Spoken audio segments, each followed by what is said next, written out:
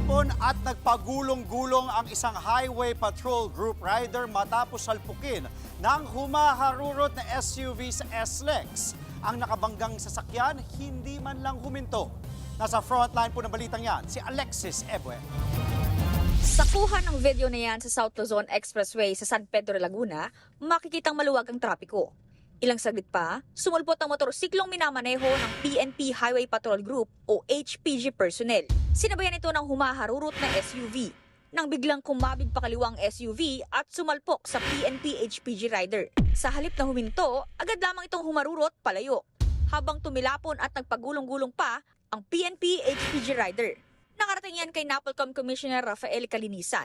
Mariing kinondena ng ahensya ang naturang insidente.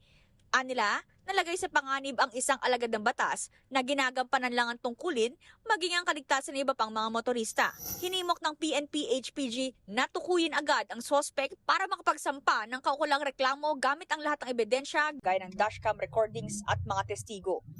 Binigyang din ni Calinisan na hindi kailangan ng intensyon sa reckless imprudence para maminsala.